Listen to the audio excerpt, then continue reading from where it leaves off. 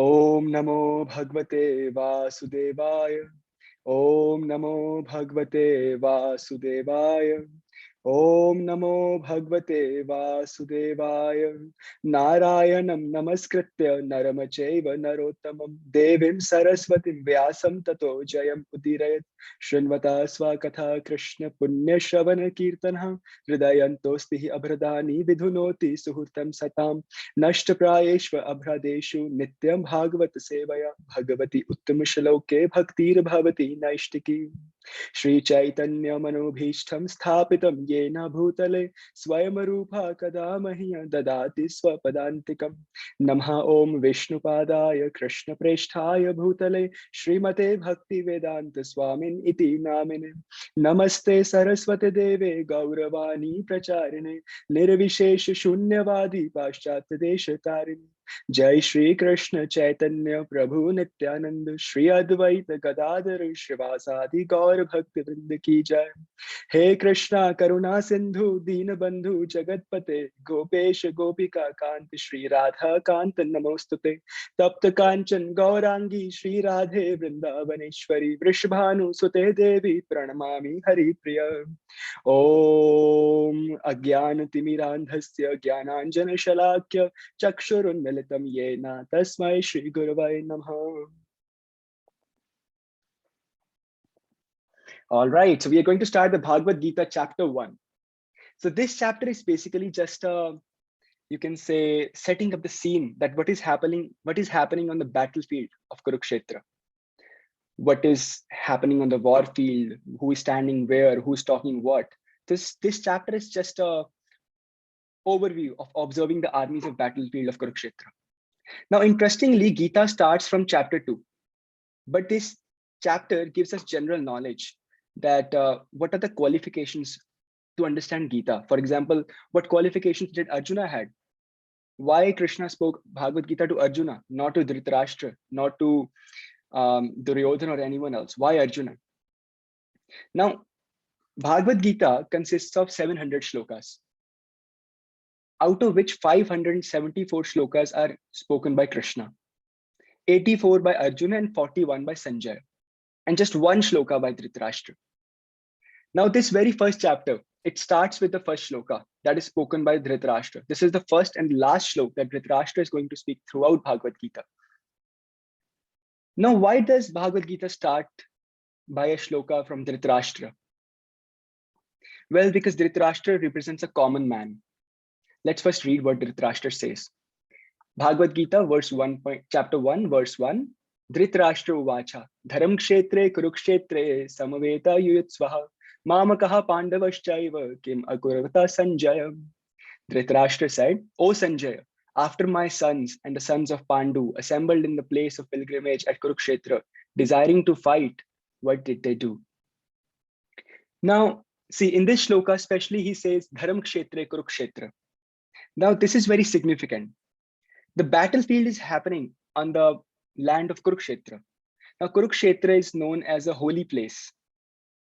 Various demigods used to come and do various sacrifices on Kurukṣetra land because it's a holy place. And Dhritarashtra is very much tensed that my sons who are irreligious are gathered on the battlefield on a holy place, and that also in front of those party who are totally religious. So basically, because it's a holy place and Pandavas are right, they are not wrong on their side, but it's the Kauravas, it's the Duryodhan's family, it's Dhritarashtra who is wrong. So Dhritarashtra is a little bit tense that maybe because of the war is happening on a holy place, the chances are that my sons are not going to win this battle. So he's very tensed in this verse. And the word Dhritarashtra, what is the meaning of Dhritarashtra? Dhrit means to hold tight, and holding what? Rashtra, holding Rajya. So Dhritarashtra is that person who is holding a kingdom very tightly.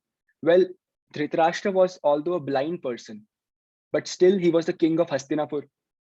And he was very much attached to the throne and his sons, his wealth, and being a king. He was very much attached to it. Now, why Bhagavad Gita starts with Dhritarashtra? Because Dhritarashtra represents a common man like us. We, as normal humans, are also very much attached to our wealth, our family, our household life, our position, our fame. That is why Dhritarashtra represents here a common man. Now, there is one more thing in the shloka. It's a hidden meaning that Acharyas explained, that why is Dhritarashtra so much tensed? Because yes, he loves his son, but the main reason why he's very much tensed is because he's not attached that much to his sons, because he is more attached to the throne of Hastinapur. Now, this is the love of material world. Dhritarashtra is a very selfish person. But also, being a selfish person, being so much attached to his throne, he's still very inquisitive that what is happening on the battlefield of Kurukṣetra. So he's asking Sanjaya that what is happening? Tell me, on the battlefield of Kurukṣetra. That, and other thing you see in this shloka, he's saying Mamakaha Pandava. That what did my sons do? Now, basically, Pandavas and Kauravas, they all belong to same family. It's a one big family. But he is discriminating his sons and the sons of Pandu, showing how selfish he is and how attached to his own sons. So in this shloka, he's just basically asking. And other thing you see, Kim Akurutva Sanjaya. That what did they do? He's being inquisitive. That I want to know. He's having a desire that I want to listen. So very first shloka explains us that, first of all, what a normal common person is and how he can understand Gita. Well, he should be inquisitive. He should be desiring to listen. If there is no desire to listen, if you don't want to listen, then it's not able to understand anything, right? So in this shloka, he's saying that I want to listen, tell me. Now it's Sanjay. Sanjay said, O king, after looking over the army arranged in military formation by the sons of Pandu, King Duryodhan went to his teacher and spoke the following words. Now Dhritarashtra and Sanjay are basically in the palace of Hastinapur. Sanjay got a boon from Vyas Devji, who wrote all the Vedas, who is also an incarnation of God, that he can see the pastimes of Krishna wherever he is, whether he is in Hastinapur, whether he's anywhere on the planet. He can just sit there and see the pastimes, what's happening on the battlefield of Kurukṣetra. So Dhritarashtra is blind, he can't see. So he's asking Sanjay. And now Sanjay informed that Duryodhan, that your son Dhritarashtra, after gathering on the battlefield of Kurukṣetra, went to his teacher. And who was his teacher? Duryodhan. We have heard so much stories of Duryodhan, right? With Arjuna and other personalities. So he went to Duryodhan. Now, and after going to Duryodhan, he said, "O my teacher, behold the great army of the sons of Pandu, so expertly arranged by your intelligent disciple, the son of Drupad." Yes. Sorry, I lost you. So who is the teacher? Dronacharya. Dronacharya, yeah. Yes. So slow down a little bit, Sudhanshu, you're going too fast. Okay. ये बच्चे छोटे हैं थोड़ा. Okay. Are you all understanding what is happening? So what happened? Okay, Karthik and Vijayat, explain a little bit what is happening here. See, I don't know how to say it. There's a battle going on, right? There's a battle going on. Okay, and then? I think there was like this selfish king that was only wanted like his throne and not his sons. Yes, correct. There was that selfish king. Okay, and what was his name? His name was Dhritarashtra. Okay. Dhritarashtra. His name was Dhritarashtra. And Sudhanshu Bhaiya just explained what is, like, you know, in all these Mahabharata, Ramayana, and all the ancient scriptures of ours, all the names are actually, they're Sanskrit names, right? But the names mean something. And they means that character, like they kind of describe the character. So here Dhritarashtra, they gave the name Dhritarashtra to this king, or his name was Dhritarashtra, plus also it means that he was a king who was a selfish king. He wanted his throne. He loved his wealth more than anything else. And he would discriminate between his sons and his brothers' children. And who were the brothers' children? They were the Pandavas. And his children were called the Kauravas. Everybody knows this part, right? Okay. So then what happened? So there is this big battlefield, and Dhritarashtra was actually blind and he couldn't see. And he needed the help of his Assistant. assistant. And what was his name? Sanjaya. His name was Sanjay. And Sanjay had a boon. What was the boon that Sanjay had?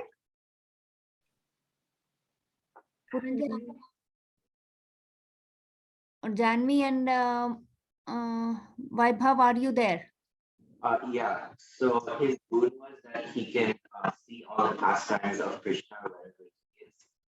Yeah, wherever Krishna was, they could see him. Okay, so then after that, then I missed one sentence there actually. So basically, this first chapter is just a conversation between Duryodhan and Dronacharya. That what happened when Duryodhan went to Dronacharya, and Duryodhan is explaining that this is how the battlefield is arranged. These are the persons who are. One second. So who is Duryodhan? Everybody knows Duryodhan? Puranjay? He is the oldest. He is the oldest brother of the Kauravas. Kauravas, right? Everybody knows this. So, and they had a common teacher, and the teacher was the Pandavas, and the Kauravas teacher was Dronacharya. Okay, so he goes to Dronacharya, and okay, Sudhanshu, please go ahead. Now he went to Dronacharya and he said that, "Oh my teacher, behold the great army of the sons of Pandu, so expertly arranged by your intelligent disciple, the son of Drupad." Now here basically Duryodhan is taunting Dronacharya. He's in a mood of taunting. He went to Dronacharya and he's taunting him that, "Oh Dronacharya, that the reason these Pandu's army is so expertly arranged, it's because of you." Now he says the intelligent disciple of son of Drupad. Now Dronacharya was cursed that he would be killed by Drupad, the son of Drupad. But because Dronacharya was such a great Brahmana, he didn't discriminate while giving knowledge to Drupad's son. So he knew that he was going to die by the hands of this son of Drupad, but still he gave all the military arts knowledge to the son of Drupad. And that's why he was able to arrange the Pandav's army so perfectly. So that's why Duryodhan is basically taunting Duryodhan that, "Oh Duryodhan, it's you because of whom they are so much strong right now. And it's you because of whom we might be losing this battle." Okay, so I did not know that, that Drupad was also a disciple or a student Son of Drupad, son of Drupad. Not Drupad, but son of Drupad. Okay, so that is Draupadi's brother, right? Yes. Draupadi's brother was also called Drupad. No, his name was, I don't know, it must be in the next verse, his name. Okay. So he went to Duryodhan, he went to Dronacharya and he's taunting Dronacharya. Now in the next shloka, he's saying to Duryodhan, so this is all the conversation between Duryodhan and Dronacharya.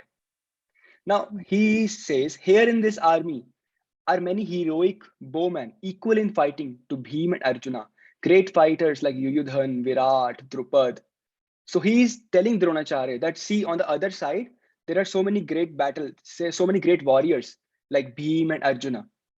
Now, everyone knows that Arjuna is more stronger than Bhima. Arjuna could finish is way more stronger. He's way more damaging than Bhima. But Duryodhan here specifically mentions Bhima first. Now, it's not like it's just by chance that he spoke. Everything they're speaking very intelligently. What they're speaking first, what they're speaking afterwards. So he specially mentions Bhima first because he's too much afraid of Bhima. He's not afraid of Arjun that much. He knows Arjun is more strong, but still he's more afraid of Bhima because he knows that Bhima has told him that I am the one who's going to kill you. Bhima has taken a promise in front of everyone that it will be me who will kill Duryodhan. So that's why Duryodhan is very much afraid of Bhim. And that's why he mentions Bhim and Arjun, and Bhim first, and then other warriors. Okay. Now, in the next shloka, there are also great heroic, powerful fighters like Drishtaketu, Chekitana, Kashiraj, Purujit, Kunti Bhoj, and Shabhya. So he's mentioning others as well. Can I reiterate? There are the mighty Yadhumanya, very powerful Uttamauja, the son of Subhadra, the sons of Draupadi, all great warriors, all the warriors with great chariot fighters. Now, see, sometimes we have to go to Sanskrit as well here, because where he says all these warriors are great chariot fighters, in Sanskrit it's mentioned as Maharathi. Now, what's a Maharathi? See, there is one Ardharathi, where is Rathi, Atirathi, Maharathi. The Ardharathi, which means half Rath, is that person who can fight a weak person. That's called a Ardharathi. Then comes a Rathi. Rathi is that person who can fight with a person who is strong, but on one chariot only. So he can fight with one chariot at a time. Then comes Atirathi. It means a person who can fight with 1,000 soldiers at a time. And then comes Maharathi, the person who can fight with 10,000 soldiers at a single time and still can win very easily. So Duryodhan is telling Dronacharya, they see all these heroes that I mentioned, they are all Maharathi. They can fight with 10,000 people at a single time and still they will be winning the battle. So he's just taunting that it is because you who trained them, because Dronacharya is the one who trained everyone. Now, next, but for your information, O best of the Brahmanas, let me tell you about the captains who are especially qualified to lead my military force. Now he's going to tell about his army. There are personalities like you, Bhishma, Karan, Kripa, Ashwathama, Vikarna, and son of Somadatta, called Bhurishrava, who are always victorious in battle. Now see, here, so Duryodhan is so buttry, he's so chapalus. He went to Dronacharya. Now he knows Bhishma is more stronger than Dronacharya. Bhishma is most strongest personality on the battlefield right now. Bhishma alone could defeat everyone, including the whole army, including the 5 Pandavas, including all other kings who were assembled on the battlefield. Bhishma could defeat anyone single-handedly. That's how he powerful was. But he specially mentions Dronacharya first, because he's chapalus, he's diplomatic, he knows how to play with words. So he's mentioning Dronacharya that, oh Dronacharya, I came to you specially. So I am in more favor of you. So that's why he mentioned Dronacharya first, then Bhim, then Karan, then Kripa, then Ashwathama.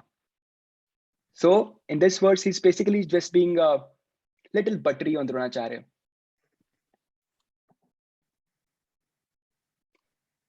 There are many other heroes who are prepared to lay down their lives for my sake. All of them are well equipped with different kinds of weapons and all are experienced in military science. Now he's mentioning others as well. And he's saying that everyone would die for me. Well, everyone is going to die because the game changer is on the other side. Krishna is on the other side.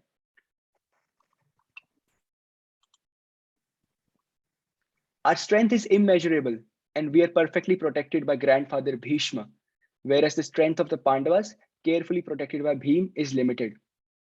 Now see, because Bhishma was present on the side of Duryodhan, he's a little puffed up that, oh, Bhim is with us.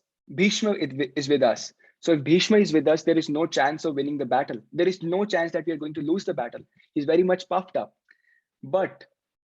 And why he's puffed up? Because Krishna is on that side. He shouldn't be puffed up, right? But Krishna especially promised in this battle that I'm not going to fight. So before beginning the battle, before the battle began, Duryodhana and Arjuna came to Krishna that whose side are you going to be? So Krishna said, I'm not going to fight. So Krishna gifted his Narayani Sena to Duryodhan and he himself stayed on the side of Arjuna. But he said, I'm not going to pick up the weapons. Because if Krishna was going to fight, well, everyone would be defeated in a second. So Krishna is on the other side, but he's not going to use his weapons. So that's why Duryodhan is very much puffed up that, okay, if Krishna is not fighting, then definitely we're going to win.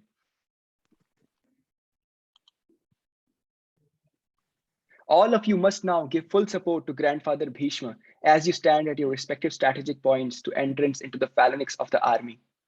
As I said, he is very much diplomatic, right? So the main reason he went to Dronacharya was just to speak this shloka.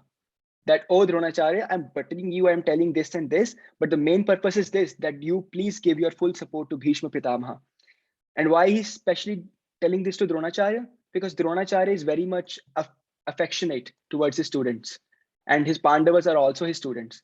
So they all are having little much affection in their heart. That so Duryodhana is having this confusion that maybe these guys will not fight with their full strength on my behalf, and maybe they will be the reason we are going to lose. So he's going to everyone and making sure that they are ready for the battle.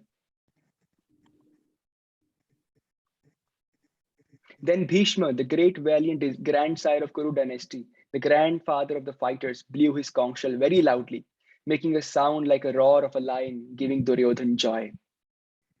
Now in Srimad Bhagavatam, it is explained that Bhishma Pitama, is a Mahajan.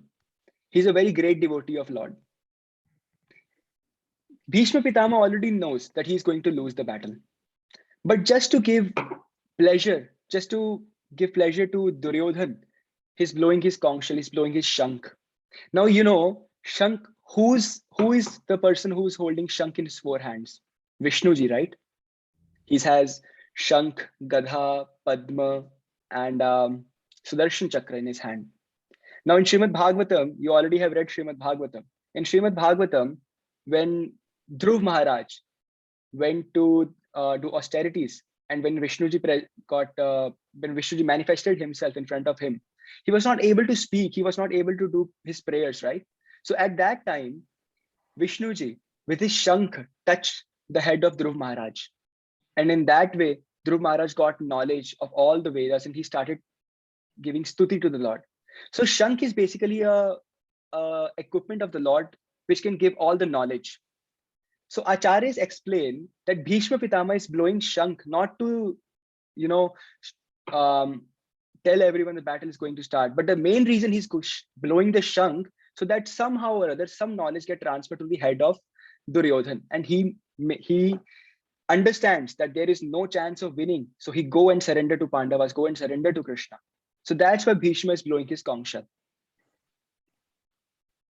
Okay, next verse. After that, the conch shells, drums, bugles, trumpets, and horns were all suddenly sounded, and combined sound was tumultuous. So everyone is sounding their own equipments. On the other side, both Lord Krishna and Arjuna, stationed on a great chariot drawn by white horses, sounded their transcendental conch shells. Now on the other side also, Krishna and Arjuna is going to blow their conch shell. Now see, earlier when Kauravas blew their shank, blew their conch shell, they were not mentioned, right? What kind of conch shells were them? But when Pandavas are going to blow their conch shells, everyone's conch shell is mentioned, that what is the name of that conch shell and who is blowing what kind of conch shell. Because all these personalities are divine personalities, and all their shanks, all their conch shells also are very divine. So that's why they are mentioning each and every conch shell that is going to be blown on the battlefield. Lord Krishna blew his conch shell called Panchajanya. Arjuna blew his, the Devadatta. Bhim, the voracious eater and performer of Herculean tasks, blew his terrific conch shell called Pondra. And similarly, others like King Yudhishthir, the son of Kunti, blew his conch shell. The Anant Vijay, the Nakul and Sahadev blew their Sughosha and Mani Pushpaka. The great archer, king of Kashi, the great fighter Shikandi, Drishtadyumna. Now, Drishtadyumna is that personality which we were talking about. He is the son of Drupad, who is going to kill Dronacharya. Drishtadyumna, Virat, the unconquerable Satyaki, Drupad, the sons of Draupadi, and others. O kings, such as the mighty armed sons of Subhadra, all blew their respective conch shells. So see how much detail is given on their conch shells. The blowing of these different conch shells became uproarious, vibrating both in the sky and on the earth. It shattered the hearts of sons of Dhritarashtra. Now when Kauravas blew their conch shell, nothing happened to Pandavas. They were normal, like it's just a normal conch shell. But when these guys, when Pandavas, and especially Krishna and Arjuna blew their conch shells, you see how it is mentioned that the hearts of the Dhritarashtra was just shattered.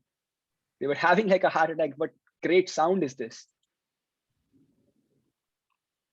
At that time, Arjuna, the son of Pandu, seated in the chariot, bearing a flag marked with Hanuman, took up his bow and prepared to shoot his arrows.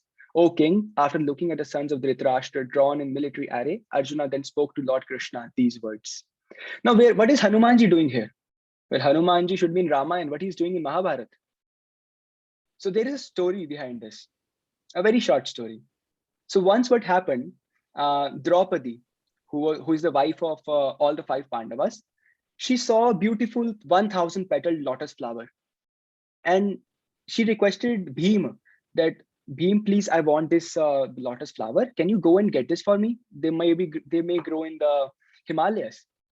So Bhim said, okay, I will go. It's easy for me. It's nothing for me. So Bhim, like a lion, like an elephant, just started towards Himalayas, ripping apart all the trees that came in his way, just smashing everything that came in his way.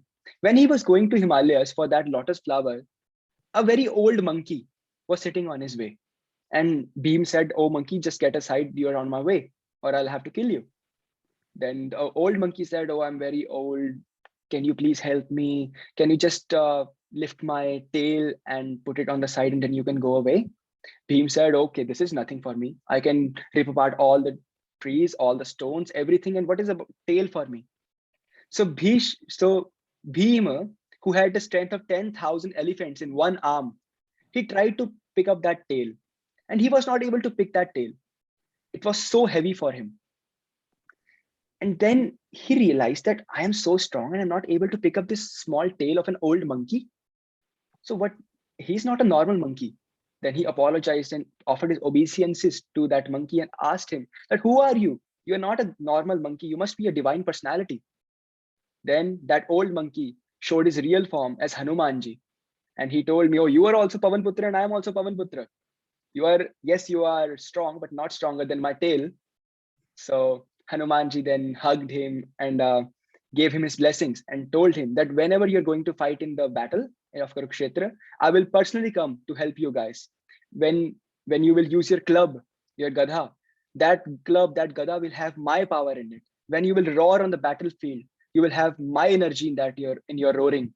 So that's why you see in Mahabharata, when Bhim used to roar like a lion, just by hearing the voice of his roaring, most of the soldiers will die just by hearing the voice of this roaring, because that roaring has the power of Hanumanji in it. And Hanumanji specially personally came to the chariot of Arjuna, because Arjuna's chariot is being driven by Krishna. So wherever God is present, wherever Sri Hari is present, Hanumanji is also present there. So Hanumanji specially came to the chariot of Arjuna. So in this way, Hanumanji was also present in the battlefield of Mahabharata. Arjuna said, O infallible one, O Achyut, please draw my chariot between these 2 armies so that I may see those present here who desire to fight, with whom I must contend in this great trial of arms. Now see, here in this verse, Arjuna uses a special name for Krishna. He says, O infallible one, which in Sanskrit means Achyut. Achyut is also a name of Krishna, right? But normally Achyut means O infallible one. But Acharyas explain that Achyut also has a very different meaning than this. Achyut means the one who never fails to show affection to his devotees. Now see, Krishna, being the Supreme Personality of Godhead, has accepted a position of a chariot driver for Arjuna, for his devotee. And it's not, and in the battlefield, there is so much noise, there is so much voices going on of the swords, of all shields and of all the weapons, that it's not possible to hear what the chariot driver and what the chariot they want to, when they want to communicate with each other, they can't even talk with them because it's so noisy around them. So whenever Arjuna had to turn left, how would he communicate with Krishna? So what he would do, he would just kick the left shoulder of Krishna 2 times. That means he has to go left. And if he has to go to right, he will just kick the right shoulder of Krishna 2 times. So whenever they had to go left or right, he will just kick Krishna. Now, special word Achyut is mentioned here. Why? Because of this. See, that personality whom Lord Shiva, Lord Brahma, all goddesses, all demigods, everyone bows down. That personality who has no beginning, who has no end, that personality who is the source of all creation, that personality is getting kicks from his devotees on his shoulders. And not only one day, 18 days from sunrise to sunset, Arjuna is kicking him again and again, again and again, showing that how much affectionate he is towards his devotees, that he's ready to give up his own kingdom, he's ready to give up his own position as God and just be a servant of his own devotees. That's why the special word used here is Achyuta, the one who never fails to show affection to his devotees. 1.23. Let me see those who have come here to fight, wishing to please the evil-minded son of Dhritarashtra. Now he wants, basically he's ordering Krishna, that Krishna take me in the battlefield, in the center of battlefield. I want to see who has come here to fight with me. Sanjaya said, O descendant of Bharata, having thus been addressed by Arjuna, Lord Krishna drew up the fine chariot in the midst of the armies of both parties. Now Krishna is driving the chariot and now he's taking Arjuna into the center of battlefield. In the presence of Bhishma, Drona, and all other chieftains of the world, the Lord said, just behold Partha, all the Kurus assembled here.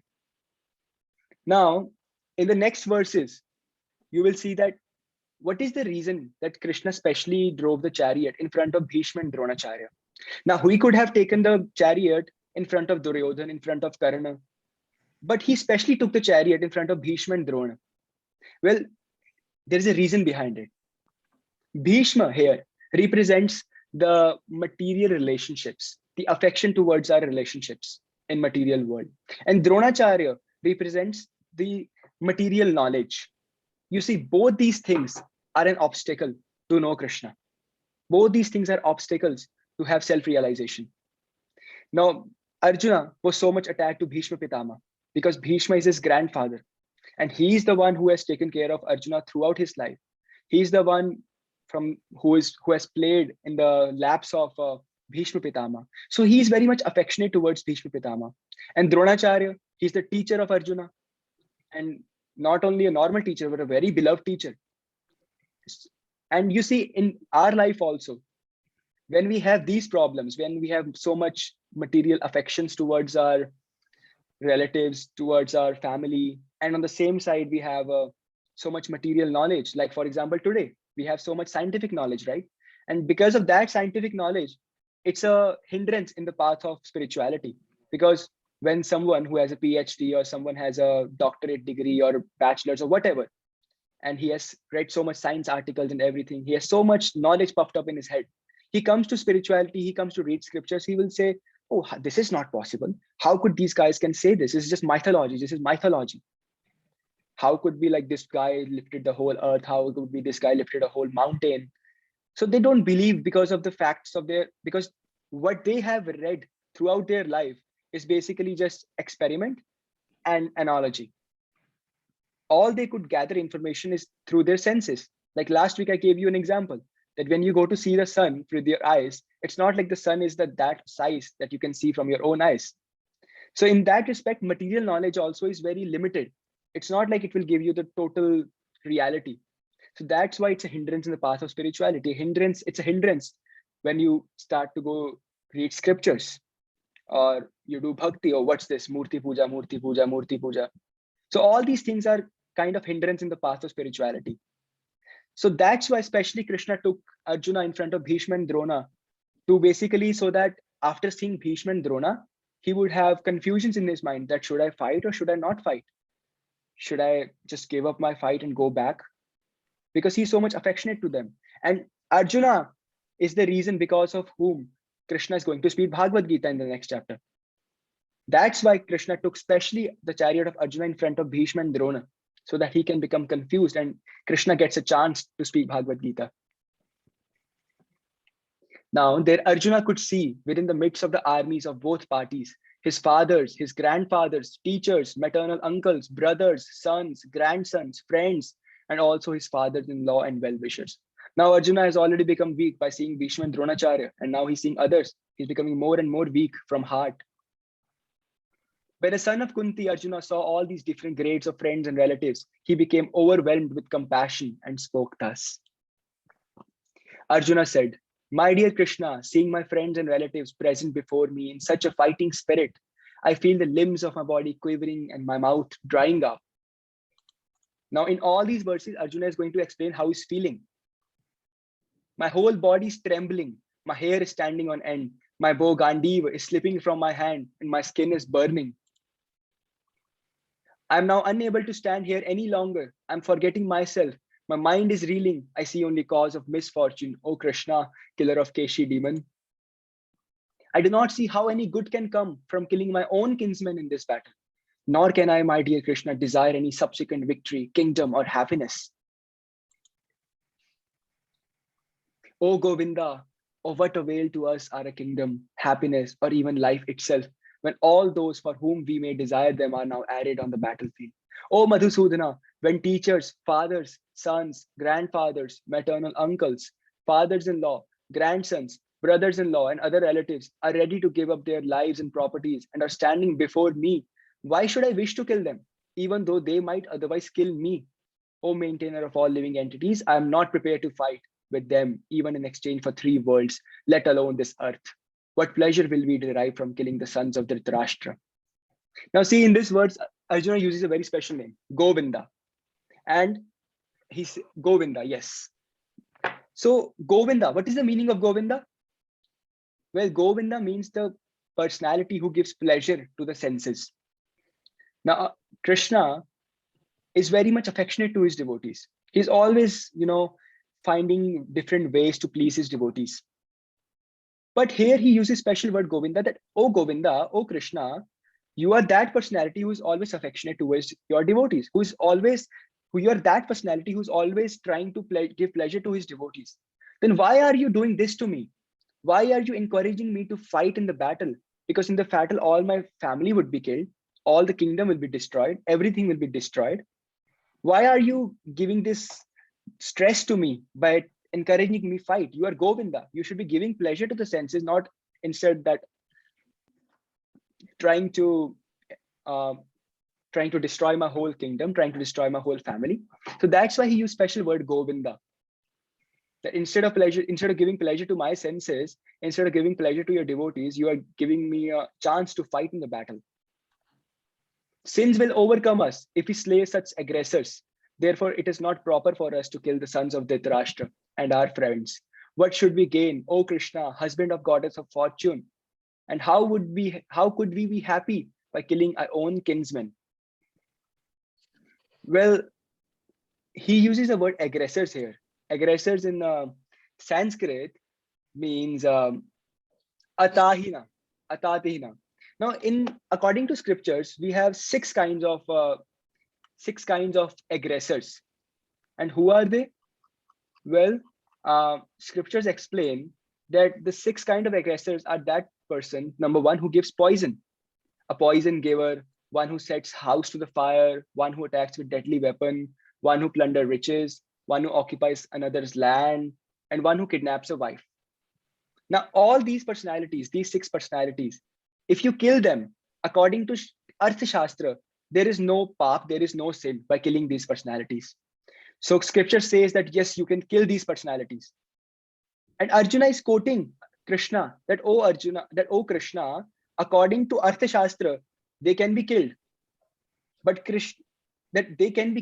I am now going to quote Dharma Shastra, that I am going to forgive them, because according to Dharma Shastra, whatever someone has done, they can be forgiven. So basically, Arjuna and Krishna are having an argument that according to Arthashastra, they should be killed. According to Dharma Shastra, they should be forgiven. But Krishna, on the other hand, is basically that personality who has himself made all the scriptures as Vedvyasji. So Krishna, whatever Krishna says, Arjuna should follow, because he is the personality of Godhead. And now he's having an argument with Krishna and Arjuna, with Krishna, that no, I'm not going to do this because this is what scripture says. So they are going to have an argument regarding this. O Janardhana, although these men, their hearts overtaken by greed, see no fault in killing one's family or quarreling with friends, why should we, who can see the crime in destroying a family, engage in these acts of sin? Now again, he uses a special name for Krishna, Janardhan. Janardhan is that personality who takes care of all living entities. But here, he is specially calling Krishna with the name Janardhan, that you are that personality who should take care of everyone. But here you are trying to kill my brothers, my sisters, my family, my kingdom. So that's why he uses the special word Janardhana.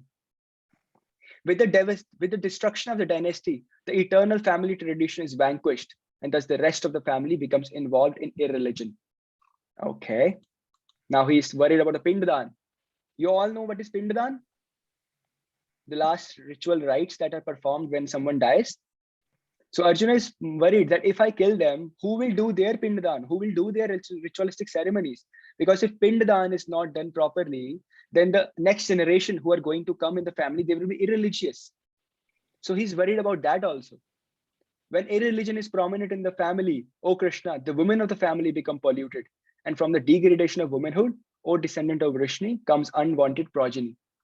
Well, if family is irreligious, there is no doubt that the girls of the family are going to be religious. And because of that, they will be unchaste. And then they'll have unwanted population in the world. And that is the reason we have so much population in the world today. An increase of unwanted population certainly causes hellish life, both for the family and for those who destroy the family tradition.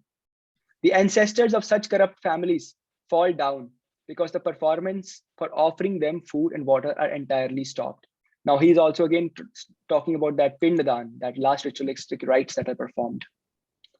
By the evil deeds of those who destroy the family tradition and thus give rise to unwanted children, all kinds of community projects and family welfare activities are devastated. O Krishna, maintainer of the people, I have heard by disciplic succession that those whose family tradition destroyed dwell always in hell. Now see, Arjuna also is saying the same thing, that disciplic succession, that it's not like he's making this up. He has heard this from the authorities, that he has heard this from a bona fide disciplic succession, bona fide sampradaya. And I told you earlier also, there are 4 sampradayas which are bona fide that exist in the world today. One is Brahma Madhva Gaudiya Vaishnava Sampradaya, one is Rudra Sampradaya, one is Sri Sampradaya, and one is Nimbarka Sampradaya. So he's telling that, he's showing us that whatever we should learn, we should learn from the scriptures, whatever, it should come from an authority. And that authority should be a bona fide disciplic succession. Alas, how strange it is that we are preparing to commit greatly sinful acts, driven by the desire to enjoy royal happiness. We are intent on killing our own kinsmen.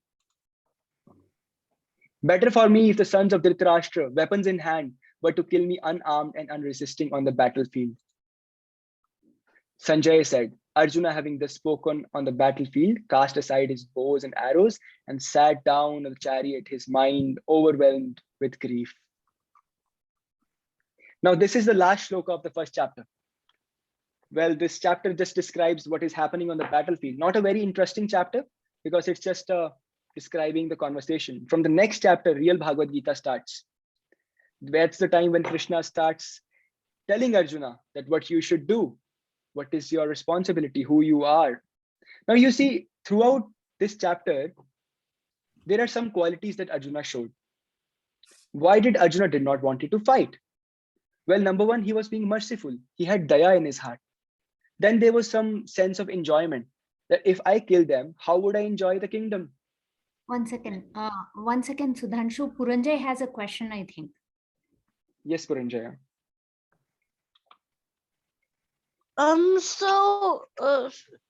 You have so much knowledge. When have you been learning all of this stuff?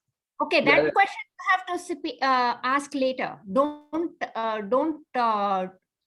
I mean, what do you call? Digress our path. Okay, later. Okay. 5 minutes later.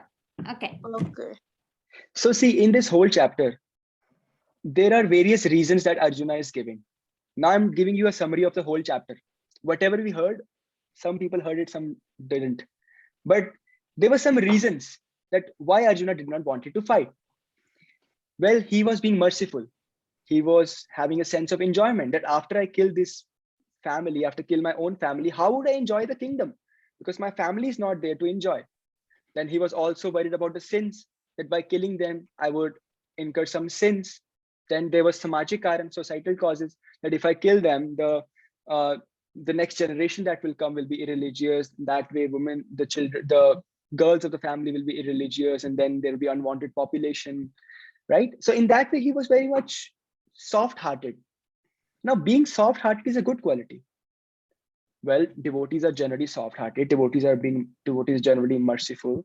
They don't have a sense of enjoyment. They do care that we don't commit some sins. They do care about the society. Now, Arjuna is showing all good qualities of a devotee. But in the next chapter, you will see that Krishna is scolding Arjuna, that how come that you become so weak? And no doubt, all these qualities are good, but all these qualities Arjuna is seeing on the bodily conception of life. He's seeing that it's his father, it's his grandfathers, teachers, brothers, friends, and he's neglecting his religion. What is his religion as a Kshatriya? A Kshatriya is meant to fight for religious purposes. Now, as a Kshatriya, he's declining to fight. Why? Because he's seeing his fathers, his grandfathers in front of him. He don't want to kill them. No doubt, he has all good qualities, but all those good qualities are coming out of ignorance. And because all these qualities are coming out of ignorance of the real fact that he's a Kshatriya, his religion is to fight, he's also looking them as a bodily concept. That's why Krishna scolds him that no matter you are being merciful, no matter you are being caring about a society, but your religion is to fight, and moreover you are seeing them as your family, as your friends. Well, they are not your family, they are not your friends. Then Krishna discloses about the nature, that who they are. Tells Arjuna that they are not your family, they are souls. Why are you in bodily concept of life? Why being so learned in materialistic arts? Why being so learned in weapons, in all other aspects of life? But you are ignoring this main factor, ignoring the basic principle, ignoring the basic backbone of everything, that you are not a body, you are a soul. And because you are identifying others on the basis of the body, and because of that, you are having all these good qualities of mercifulness and taking care that you don't commit sins. That's why Krishna says you are in mode of ignorance. So isn't that the case with us also? That yes, we are also merciful, we are also caring for the society, but is the main cause we are caring for the society, we are being merciful, isn't that the cause because we are also in the bodily concept of life, seeing others as our family, seeing others as our friends, some as enemies, some as friends, some as good people, some as bad people? So Krishna throughout Bhagavad Gita is going to break this concept of our bodily conception of life, like how to see others as a soul, not seeing by them the body. Because as soon as you're identifying others with body, you will have the feelings of, oh, he's American, he's Canadian, he's Indian, he's African, he's Chinese, he's black, he's white, he's dark, he's my enemy, he's my friend, he's have this quality, have this quality, he's had this bad quality, have this bad quality.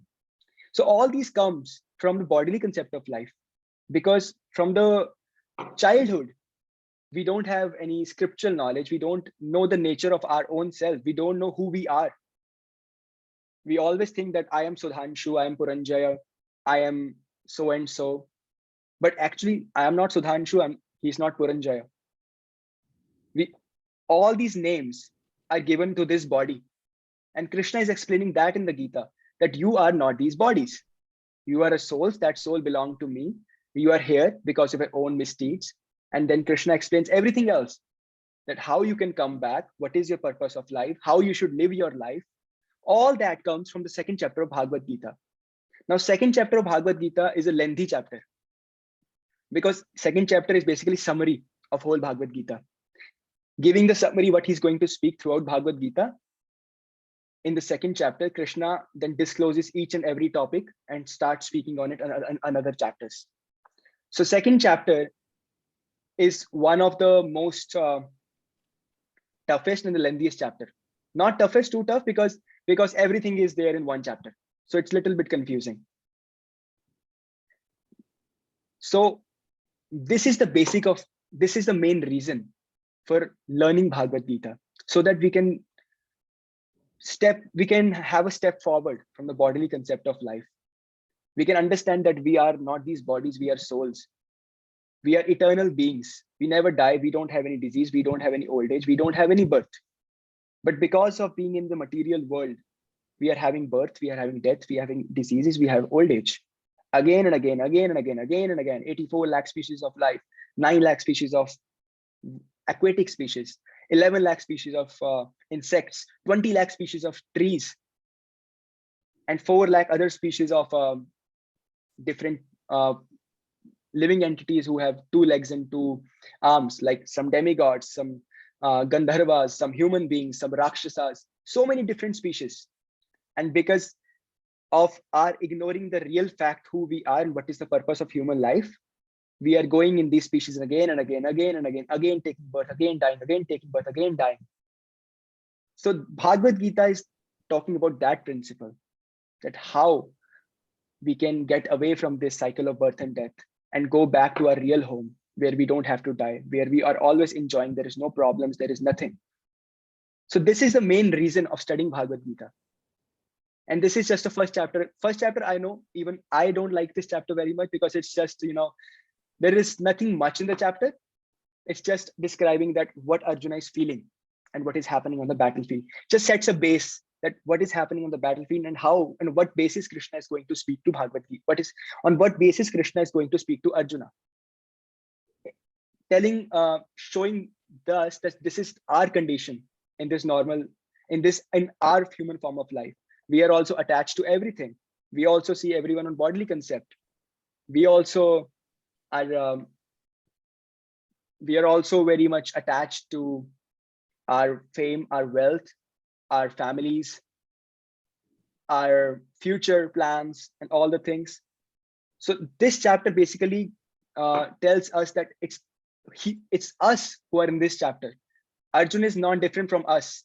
So Krishna is speaking directly to us. But what he's speaking, first we have to understand what our problem is, right? See, dog, tiger, and all other animals, and even human beings, we have 4 things in common. We all eat, we all sleep, we all reproduce, and we all die. And all these things are there in human form of life and in the animal form of life as well. They also are behind sense pleasures. We are also behind sense pleasures. So what is the difference of being a human being? Well, only one reason this human form is awarded to us, so that we can be inquisitive, that why it is happening to us. Why are we there in this world? Why I'm a human? Why I'm not an animal? Why good things happen to bad people?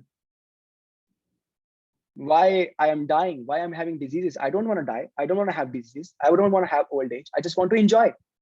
Well, that's the nature of the soul. Soul wants to enjoy. But ignoring this reality, we are always trying to give pleasure to our senses by making good homes, having a good family, eating different kinds of food stuff, having intoxicants in our life, just to give pleasure to our own senses. And that's why we ignore the supreme reality, that who we are. We don't even want to know, because we are already enjoying in the life. And when the problems come in our life, that's the time when we want to ask these questions, and that's too late. So as kids, you are all very lucky that you are reading Bhagavad Gita from a very small age. Definitely, you are not going to understand Bhagavad Gita, that's for sure.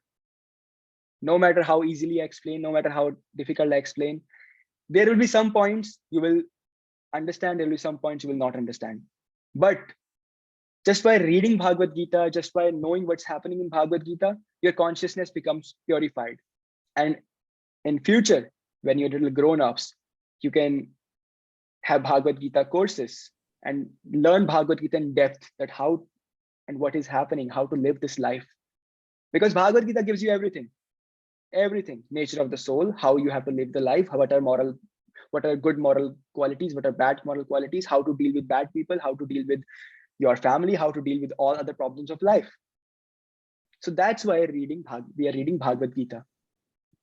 This is just the first chapter, and we'll just stop here and we'll start the next chapter. Probably in the next chapter, I will break the chapter down because it's a big chapter, and I'll try to make it a little easy, because Krishna talks about so many things, why you become angry, why you become greedy, and it's little depth at how you have to take it. What is Karam Yoga? What is Gyan Yoga? What is Bhakti? He talks everything in one chapter.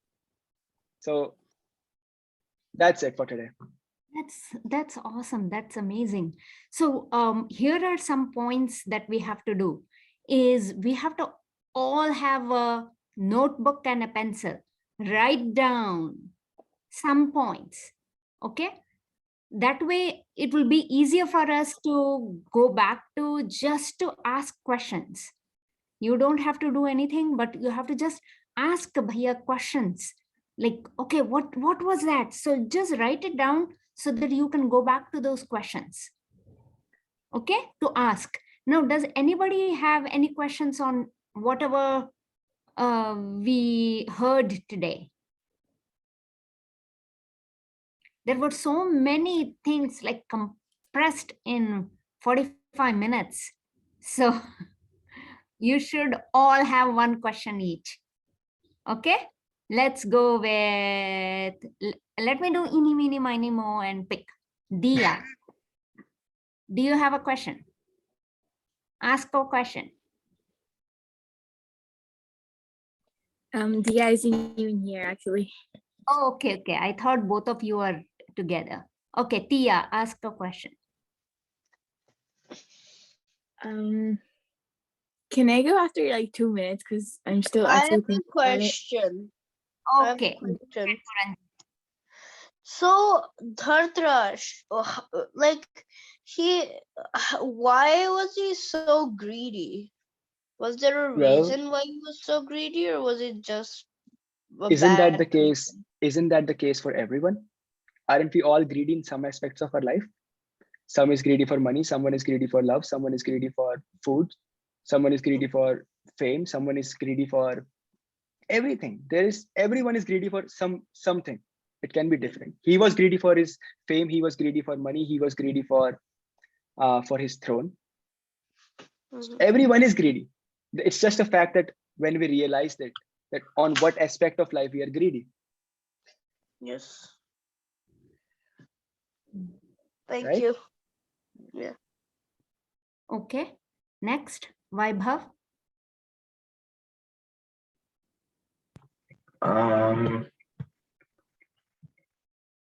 I'm not really sure. I don't have a question. Okay. Next, Janvi. I don't really have a question, but Okay. we Let didn't me hear- ask you a question. Let me ask you guys a question. Who was Dhritarashtra?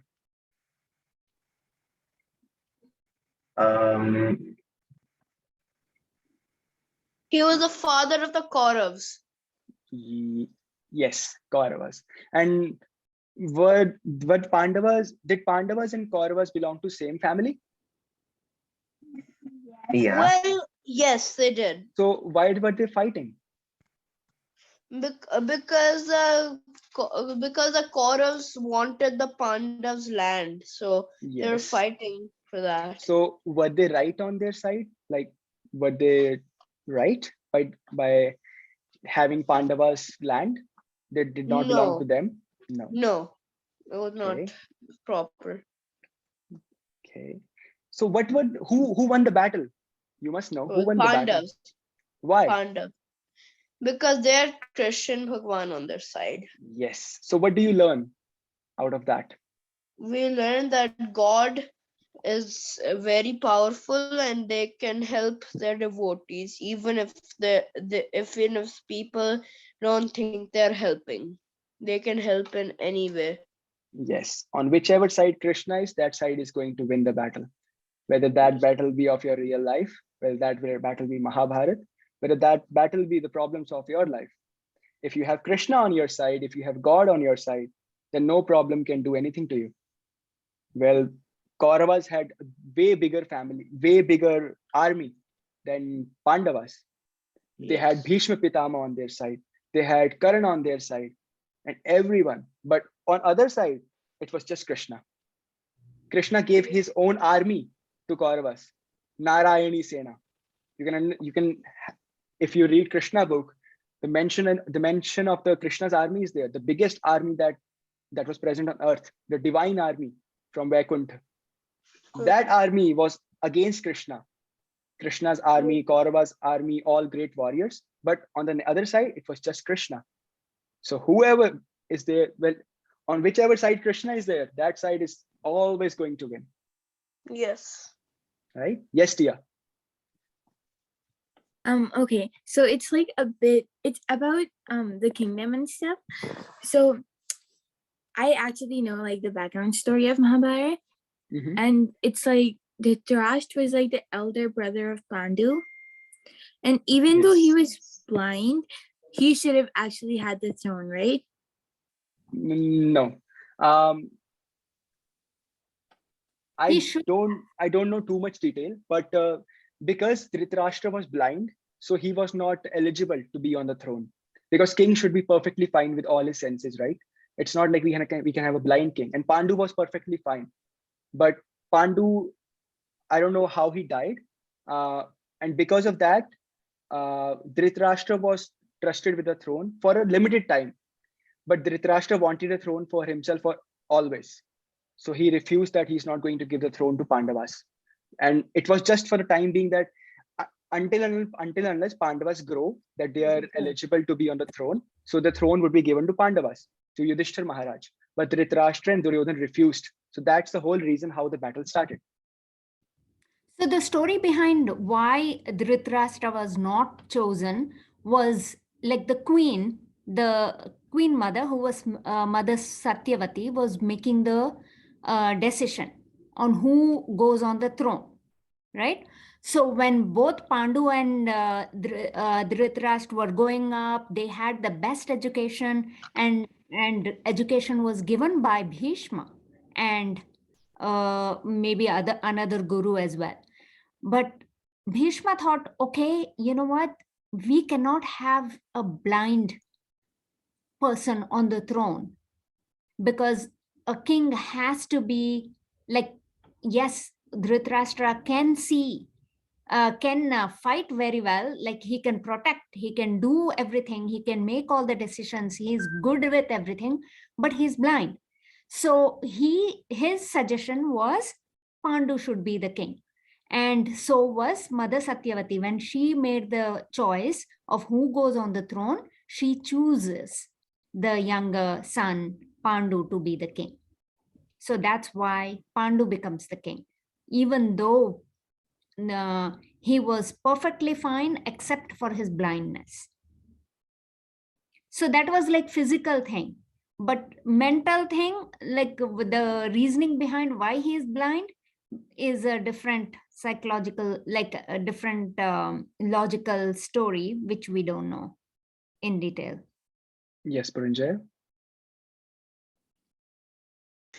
So I don't remember the details, but my father told me that Pandu was cursed, that he would never have babies with his wife, and he tried once, so that's why he died. Yes. Thank you. Any other questions? Are you all chanting Mahamantra every day? I forgot, but Well, that's the most important thing. Yeah. Good. Make sure you're chanting more and more. Increase it day by day. The more you chant, the more you will feel blissful. The more you'll be connected to Krishna. I'll remember it. Yeah. Okay. And one more thing. Next week, make sure you just read this. Okay. Just go to the Veda base, and from there you can just open the chapter 2 and just read this. Not go too much detail in Sanskrit, or just read the English translation, that what is happening. Right? Don't go too far, just go till like 45, text 45. Okay. We will try. It's simple, because see, Krishna wouldn't speak something that and everyone will not understand. He's speaking specially for us, so everything is here. Maybe kids have some trouble, the small kids, but it's fine. They will all understand. All right. All right. Anything else? No, we'll just finish with the Om Purnamadaha story. For sure. I mean, shloka. Sure.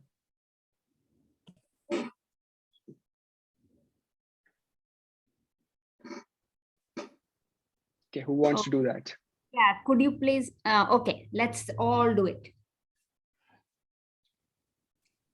And this is the shloka that you have to learn too, Radhika. She sat through the whole 1.5 hours. I really need to clap for her. Very good, Radhika. Awesome. Very good. So let's do the Om Purnamadaha. Okay. Om Purnamadaha Purnamidam Purnat Purnamudachyate Purnasya Purnamadaya Purnamevavashistate.